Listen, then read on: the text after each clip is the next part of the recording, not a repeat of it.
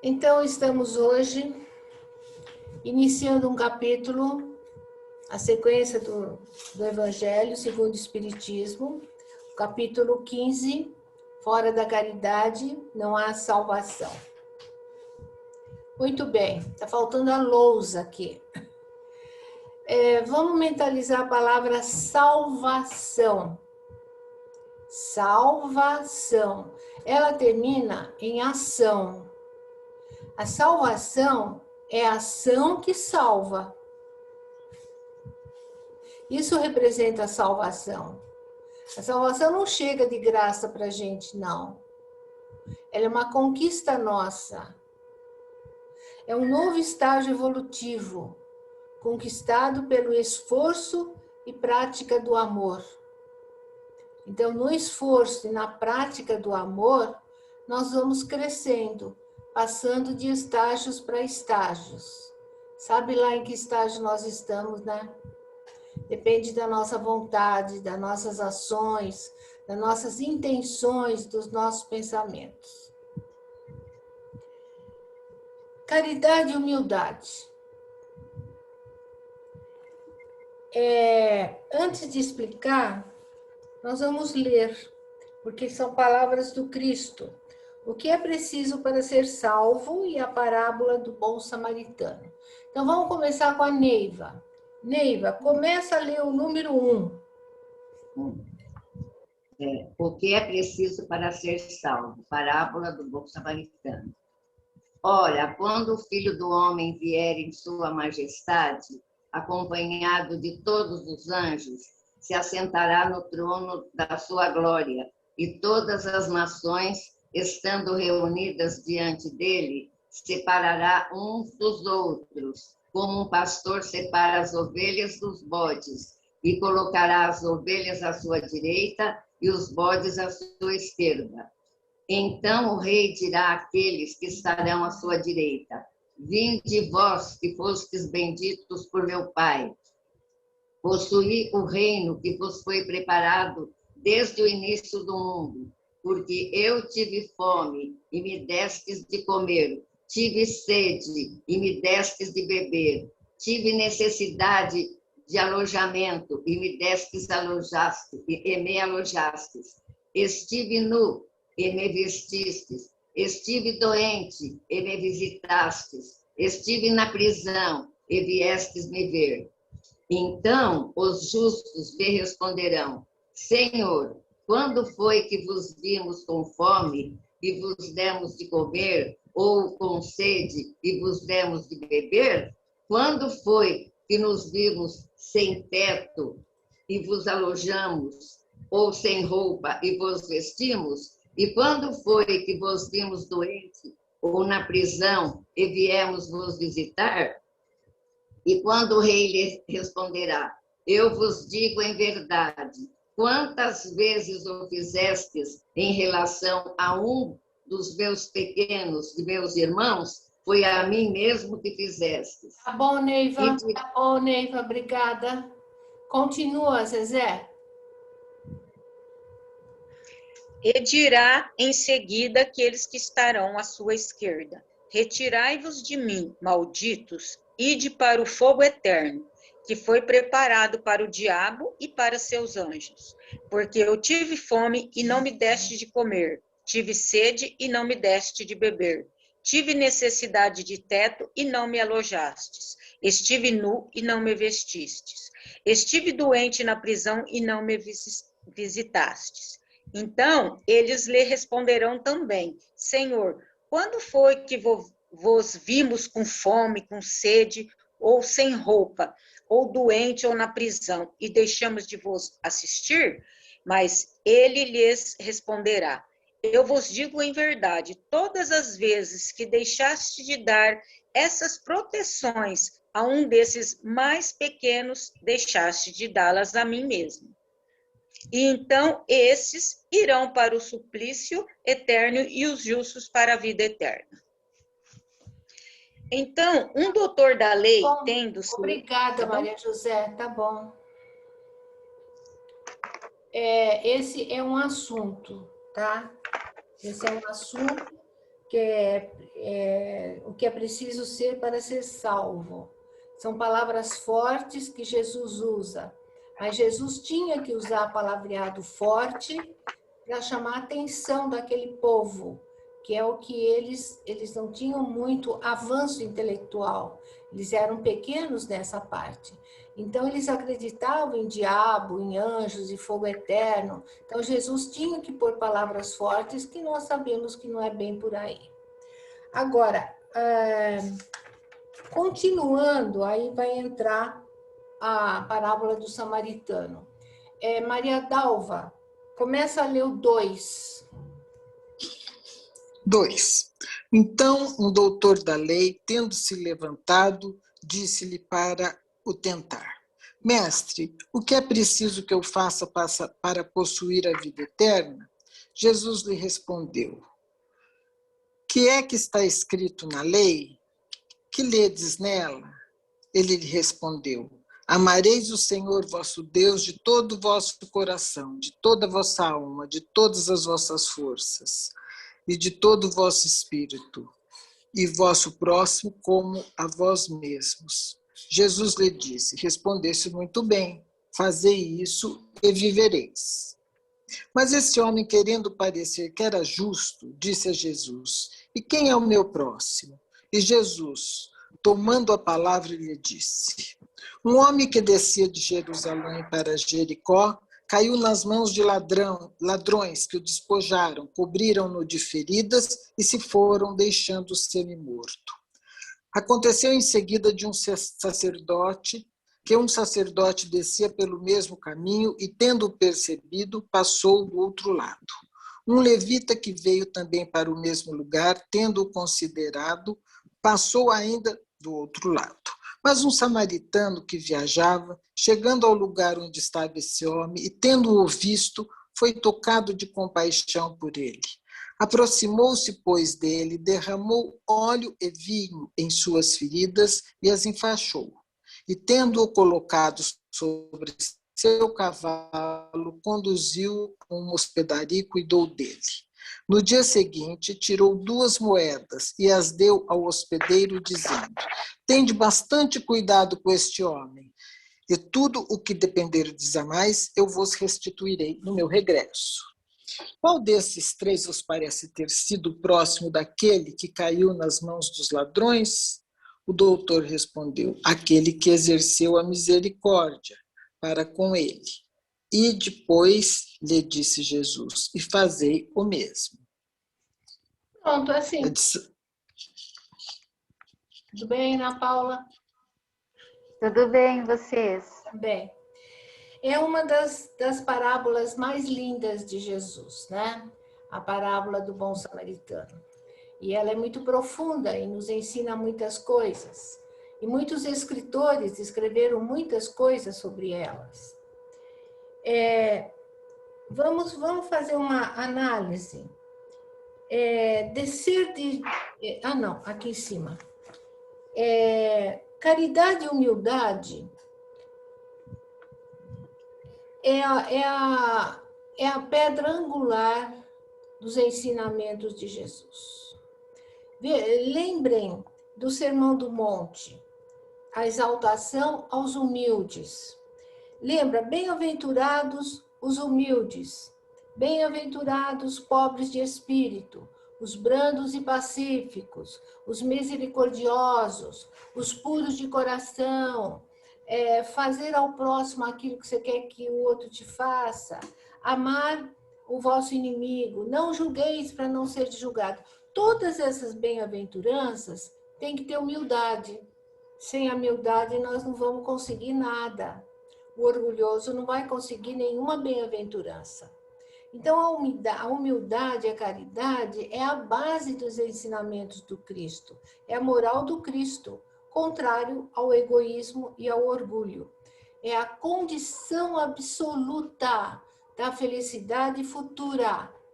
Não é só futura, desde já também.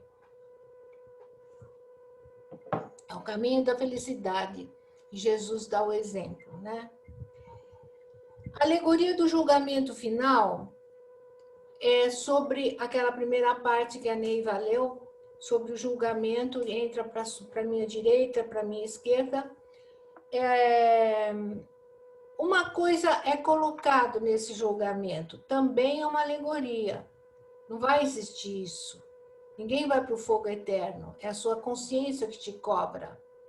Então, felicidade que espera o justo. Isso, sim, é o que ficou daquele julgamento. Então, existe uma felicidade que espera o justo e infelicidade reservada ao mal. Felicidade que é reservada ao justo e a infelicidade reservada ao mal. A essência do julgamento é a prática da caridade, é assistência, amor ao próximo. O samaritano, considerado herético, isto é, contrário às leis, mas tem amor ao próximo, é colocado por Jesus acima do ortodoxo. Isto é, aquele fiel aos princípios da lei, mas tem falta de caridade. O ortodoxo sabe a lei de ponta a ponta, mas não tem caridade no coração. A caridade encerra todas as outras virtudes: humildade, doçura, benevolência, indulgência, justiça. Eu recebi um videozinho hoje, eu não lembro se eu passei ou não para vocês, achei interessante. Vocês devem conhecer, mas sempre é bom lembrar, sobre céu e inferno. Então, um aluno lá onde tem esses mestre chinês que ensina as coisas, chegou para o mestre e falou, ele era, acho que um soldado, qualquer coisa assim. Ele queria que o mestre lhe ensinasse o que era céu e o que era inferno. O mestre virou para ele e começou a falar assim, não vou lembrar as palavras que ele usou. Ensinar para você o que é céu e inferno? Você que é uma tranqueira, que é uma porcaria, que vive sujo, que fede, que a sua espada está enferrujada, que você não tem princípios, que você não honra pai e mãe, que você, sabe, encheu o soldado de coisas erradas. O soldado foi ficando nervoso, foi ficando irado, foi ficando vermelho, ficou com uma raiva grande e tirou a espada para degolar o chinês. E o chinês levantou a mão e falou assim, isso que você está sentindo é o inferno.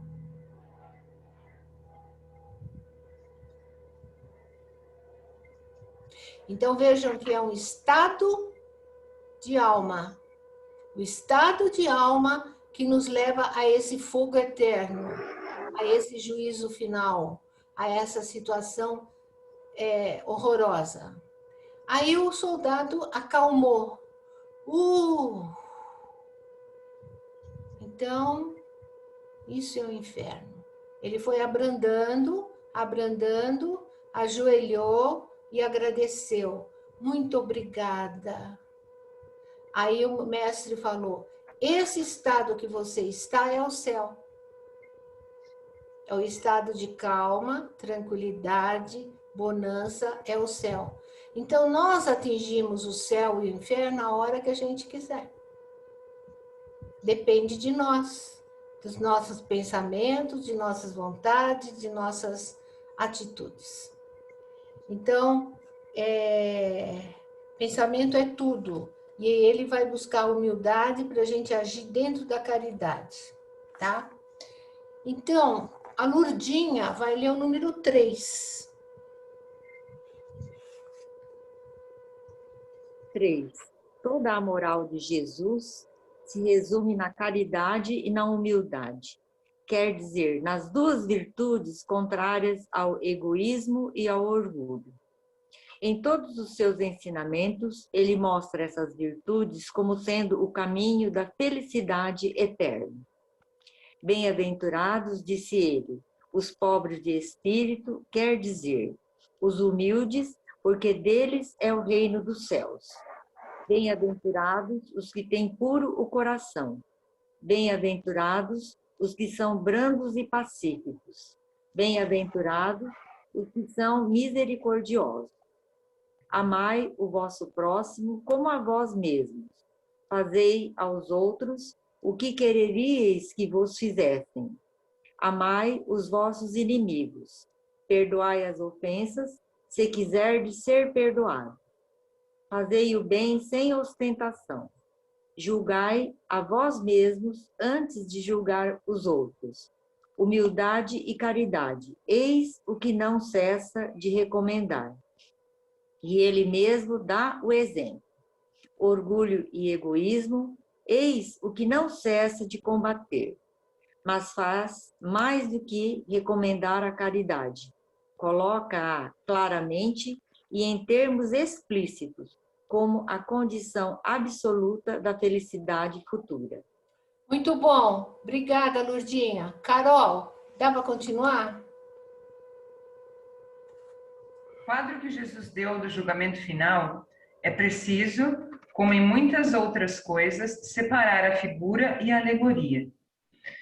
A homens como aqueles a quem falava, ainda incapazes de compreenderem as coisas puramente espirituais, devia apresentar imagens materiais, surpreendentes e capazes de impressionar. Para melhor ser aceito, devia mesmo não se afastar muito das ideias vigentes, quanto à forma, reservando sempre para o futuro a verdadeira interpretação das suas palavras e pontos sobre os quais não podia se explicar claramente. Mas, ao lado desta parte acessória e figurada do quadro, há uma ideia dominante, a de felicidade que espera o justo e da infelicidade reservada ao mal. Obrigada. Solange.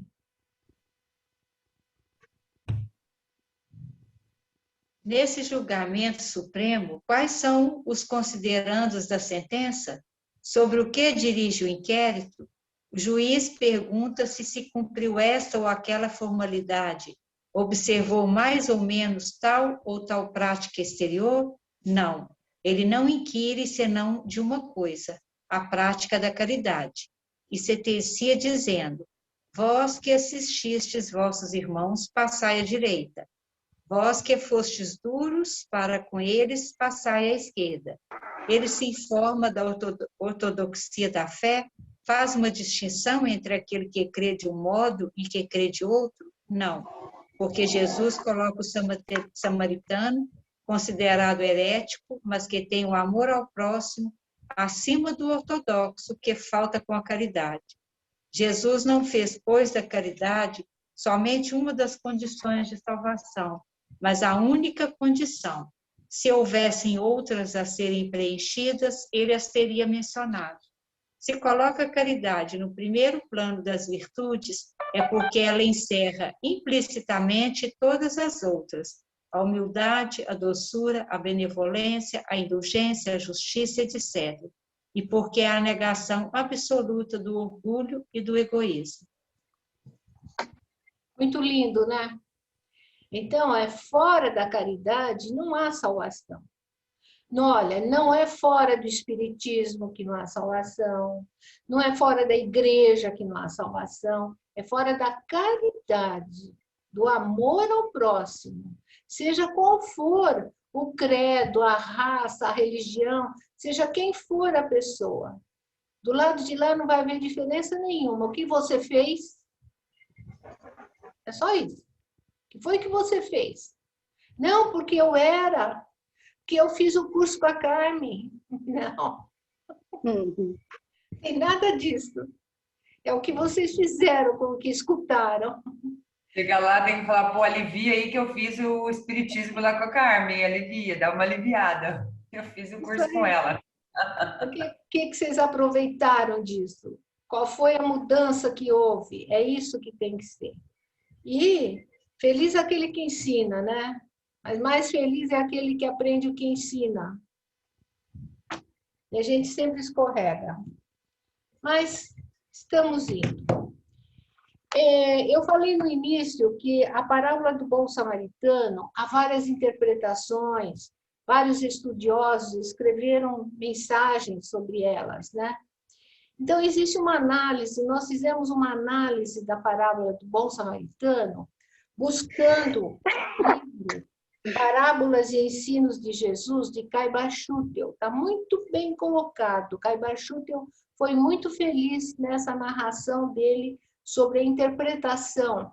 Porque Jesus, quando falava, ele tinha sempre uma segunda intenção. E a segunda intenção sempre era espiritual, sempre era para o espírito. A intenção do levita, do sacerdote, do caído, do quem ajudou, né? Então, ele analisa desse ponto de vista. Vejam bem, Jerusalém e Jericó eram duas cidades daquela região. Descer de Jerusalém para Jericó. Jerusalém mantinha o poderio do governo. E Jericó, o poderio econômico, lá estavam os bancos, dinheiro. Então, os que desciam a Jericó provavelmente estariam com preocupações financeiras importantes, a ponto de não sentir os acontecimentos ao redor. Então, ele já dá uma satisfação da atitude do sacerdote e do levita, que de certo estavam com a cabeça cheia e descendo para Jericó, como é que eu vou resolver o problema financeiro? E eles nem quiseram saber do homem caído. O viajante ferido. O que significa esse viajante ferido? Representa todo necessitado que requer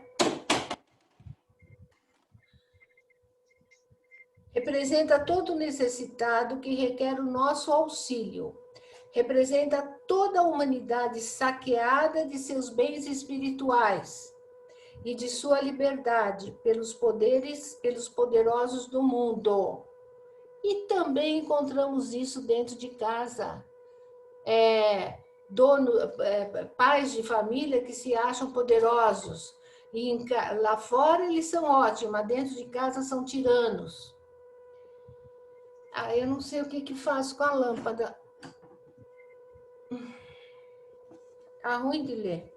Doutor da lei, o sacerdote levita, representam o amor dos fariseus, né? O amor egoísta e o amor dos sectários. Eles conhecem as leis, mas não praticam as leis. Amam o abstrato, para ter a vida eterna não precisa ser doutor. Amam o abstrato e desamam a realidade. Sabem da lei ao que Jesus completa. Vai e faz a tua parte. Faz a mesma coisa. Representam também os donos das religiões que tratam dos interesses dogmáticos e do culto das igrejas, sem interesse com o coletivo. Eles estão lá. Fazem o que tem que fazer, mas não estão nem aí. Os samaritanos. Pertencia à seita dos samaritanos, rigorosos nas leis de Moisés. Considerados como heréticos, eram desprezados e perseguidos. Figura preferida por Jesus em suas parábolas e ensinamentos. Os pequenos, os humildes, repudiados. O samaritano representa também a figura de Jesus Cristo, que auxilia sempre com compaixão a quem quer que seja. Sem preconceitos. O samaritano deitou óleo e vinho, não foi isso, nas feridas? O que representa o óleo? Óleo é o símbolo da fé. É a doutrina do amor, é o combustível da lâmpada que dá claridade à vida eterna. E o vinho é o suco da vida, é o espírito da palavra, é o sumo dos ensinamentos. 2 denários é o dinheiro que o samaritano deixou para o hospedeiro. Representam a caridade e a sabedoria. As duas asas do voo libertador, caridade e sabedoria. Despesas a mais. Abnegação, vigílias, paciência, dedicação, efeitos recompensados posteriormente, colheita na vida futura. É isso que nos espera, a nossa colheita. Que Ana, hein? Ah, sim. Tem uma aluna nova, só que ela fica escondida, ela está trabalhando. Acho que a Ana entrou, Vi. Hospedeiro, trabalhador profissional que deve receber nosso pensamento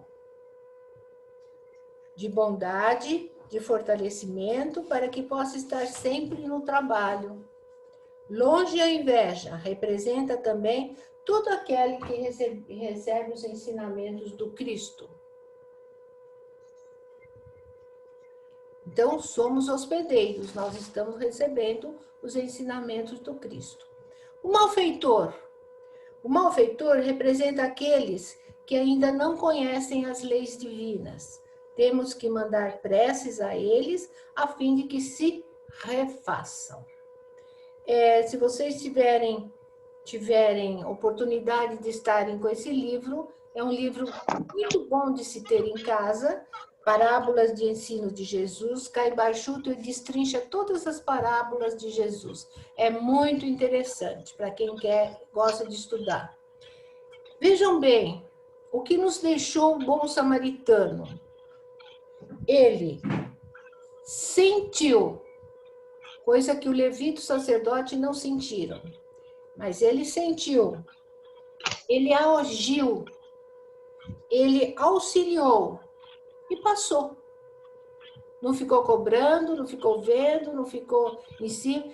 Ele ajudou até o ponto do viajante ferido ficar bom.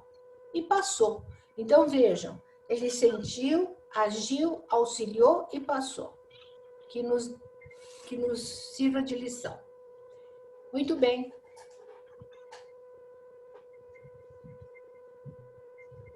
O que vocês acharam interessante?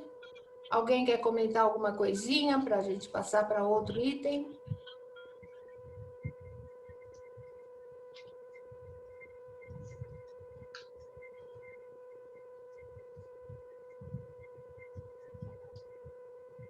Solange. Não, você e o Caibar Schutter já fez tudo, ó, já está bem explicadinho. Eu acho que não tem mais nada a acrescentar, não, cara. Está tranquilo.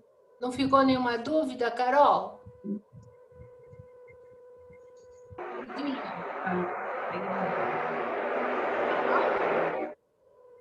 Dúvida não. Só um pequeno comentário. Esse trabalho que a gente precisa fazer para tentar vencer o egoísmo, para tentar vencer o orgulho, é um trabalho difícil, mas como a gente já falou aqui também várias vezes, é algo de formiguinha, não pode desistir, tem que estar sempre atento, e sempre com os olhos da bondade, sempre com os olhos do coração. Só isso a acrescentar. Os olhos da gratidão. Da gratidão, isso aí. Muito bem. Nós temos uma mensagem também muito interessante, que é de Emmanuel. Vocês têm na folhinha, né? Samaritanos e nós.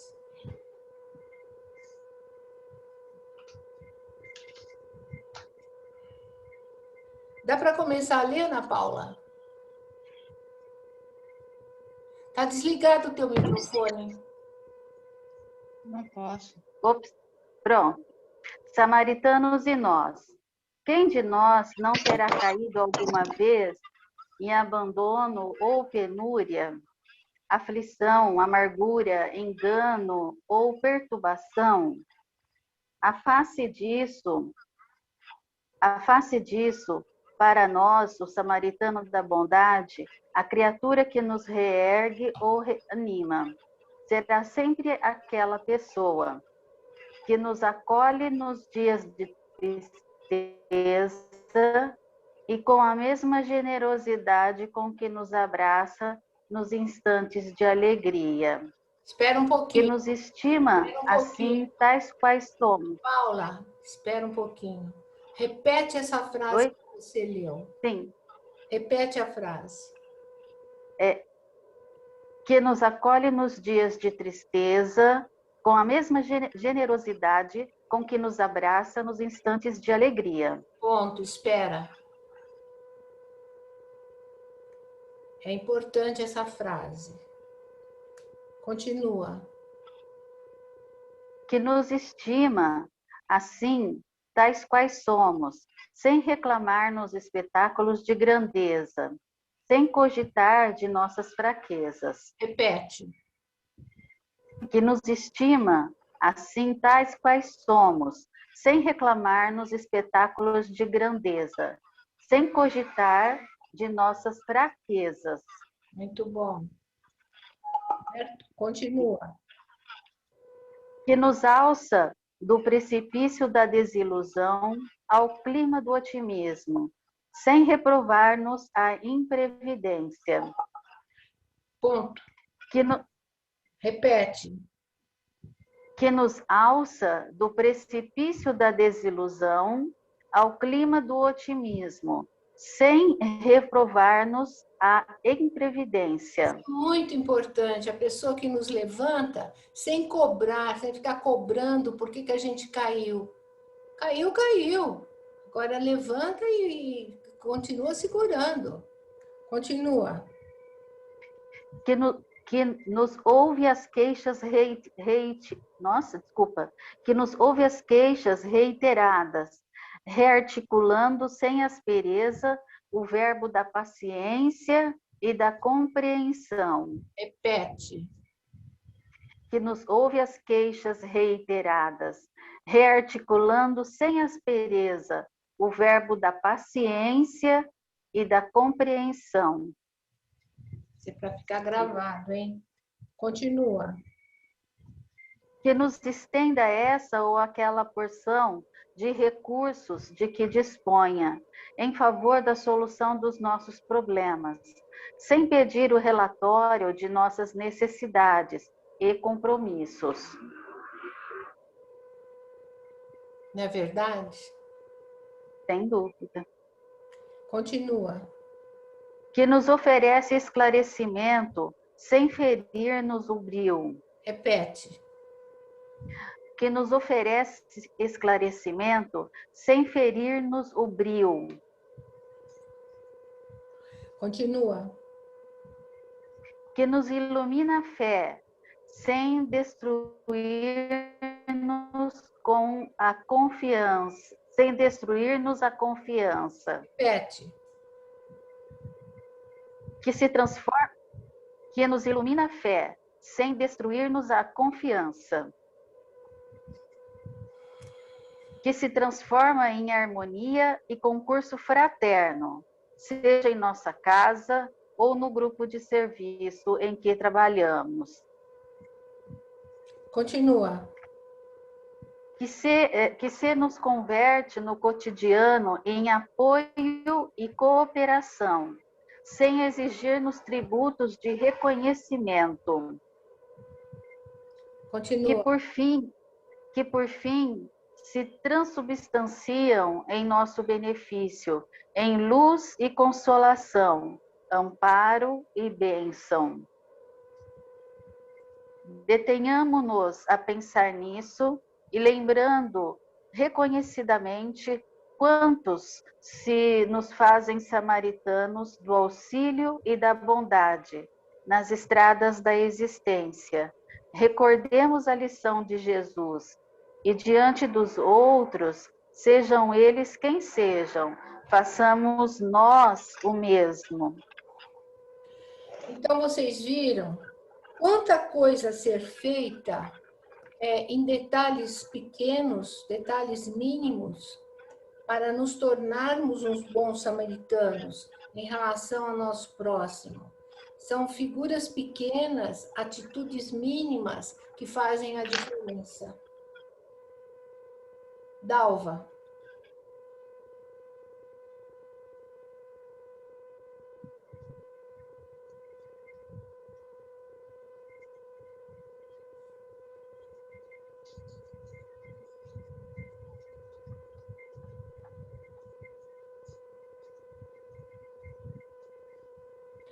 Ana, Carolina. Estou pensando aqui, sabe, que eu Por vezes eu estou cercada mesmo de bom samaritano, porque tá falando aqui, né, que na alegria e na tristeza. E tem gente que gosta da gente quando a gente está alegre, quando a gente está feliz, né? Que gosta de ficar na nossa companhia quando a gente está alegre, mas quando a gente está triste, porque às vezes quando a gente está triste daquele jeito meio para baixo, nem a gente mesmo se aguenta, né? Mas tem aqueles que às vezes ainda insistem, entendeu? Esses são os verdadeiros bons samaritanos. Eu tenho algumas poucas pessoas que eu posso falar que é bom samaritano e tem toda essa paciência comigo, sabe? Então, eu preciso fazer disso um exemplo para com os outros, né? Porque é ruim, né, a gente ficar do lado de uma pessoa que é triste, reclamona, aquela, né, vibração baixa, é difícil às vezes, né? Só que é o que fala aqui, né? Tem que ser na alegria e também nessa hora também tem que estar ali, né? Dando aquele apoio, aquela força, né? E não é É o sempre nosso que a gente desafio. É. É um desafio para O nós. Carmen, que a gente consegue fazer. sobre essa questão, eu sempre lembro de uma amiga, muitos anos tempo que eu morava no Mato Grosso, que ela fazia um raciocínio invertido disso aqui, que eu achava assim também muito próprio e continuo achando. Que há pessoas que conseguem ser acolhedoras e generosas quando o outro não está bem. Só nessa ocasião, quando o outro está feliz, efusivo, parece que ele tem dificuldade. Eu me lembro dela comentar isso quando ela conseguiu fazer uma casa, morava numa casinha e fez uma casa boa, e aí ela falou, eu fui lá visitá-la, fui ver, achei bacana e tal, e ela falou, você sabe que você está sendo uma das poucas pessoas que está compartilhando comigo essa alegria que eu estou sentindo, né? Ela estava feliz. E poucas pessoas tinham essa coisa de também cumprimentar, parabenizar na alegria, né?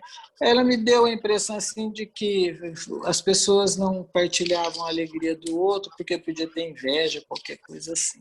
Sabe, eu sempre fiquei com aquilo. Faz mais de 30 anos que isso aconteceu. Isso Né? é uma inveja, né? E aí a pessoa tem dificuldade de abraçar o outro no instante de alegria do outro, né? Pode não ser o seu, mas é do outro. E tem mais facilidade de acolher na doença, né? Ou quando a pessoa não está bem, né? Não tem uma frase que acho que até tem um conto, um livro de um escritor, eu estou agora confundindo se é o Pedro Nava, não é outro, que falava, o Otto Lara Rezende, falava, o homem só é solidário no câncer. Né? Então, quer dizer, quando a pessoa está doente, aparece muita gente sendo solidária, né? Então, mas é uma coisa um tanto cultural mesmo, né? Da gente também ser assim, né? Às vezes acentua mais o cuidado e tal na doença do que na alegria do outro. Então, o sumo da lição de hoje, o suco, o vinho da lição de hoje, é caridade e humildade. Uhum. É isso que nós temos que tentar conquistar, extirpando os nossos defeitos. Então, tirando essa inveja, tirando o olho gordo, tirando todos os nossos vícios, nossos sentimentos inferiores, pela caridade, pela humildade, que é amor, puro amor. Então, alguém quer colocar alguma coisa? Nós vamos encerrando. Que vocês possam ter uma semana repleta de situações, onde possam experimentar e pôr em prática a caridade e a humildade. Até a semana que vem, se Deus quiser. Um grande beijo a todas.